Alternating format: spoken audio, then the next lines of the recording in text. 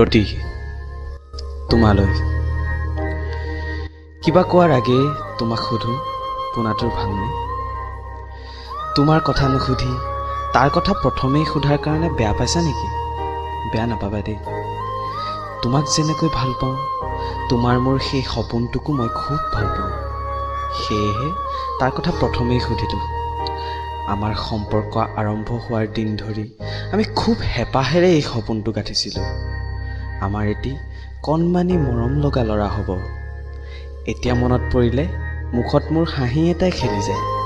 তোমাৰো মনত পৰে হয়তো। এৰা, মনত পৰিবৰে কথা। সি কুশলে আছে নিশ্চয়। আজি বহুদিনেই হ'ল তোমাৰ খবৰ নোলোৱা। মুখখন উফুন্দাই আছে চাগে। বেয়া নাপাবা, জানাই চাকৰি দূৰৈত। সেইবুলি তোমাক পাহৰা নাই দিয়া। এনেকুৱা এটা দিনো যোৱা নাই যিদিনা তোমাক মনত পৰা নাই। প্ৰতিদিনেই চাকৰিৰ পৰা আহি মোৰ পুৰণি ডায়েৰীখন মেলি লওঁ। ইউনিভাৰ্চিটিৰ প্ৰতিটো দিনেই মোৰ সন্মুখত সজীৱ হৈ ধৰা দিয়ে তেতিয়া। কেণ্টিন 3ত কফিৰ কাপত চুমুক মৰা তোমাৰ প্ৰথম চেহেৰাটো আজিও মনত আছে। তোমাক প্ৰথম দেখিছিলোঁ সেইদিনা।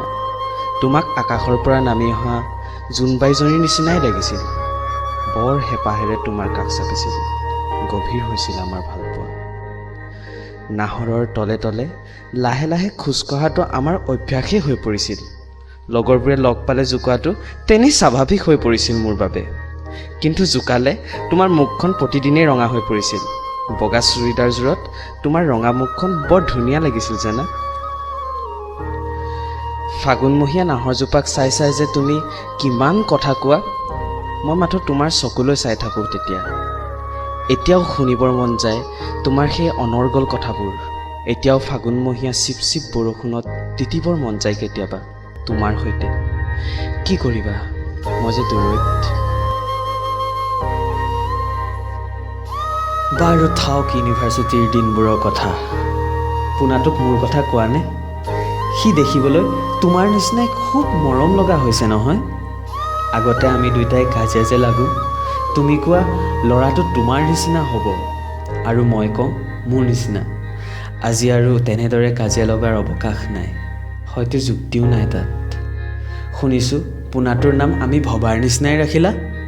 প্ৰান্তৰ, শুনি ভাল পালোঁ, বেয়া নাপাবা। তোমাৰ বিয়াত যাব নোৱাৰিলোঁ, দুখত নহয় বা অভিমানো নাছিল মোৰ। এই চাকৰিটোৰ বাবেহে যোৱা নহ'ল। আজি বহু দিনৰ মূৰত তোমালৈ চিঠি লিখিলোঁ। আচলতে ভাল খবৰ এটা আছে, মোৰ বিয়া ঠিক হৈছে।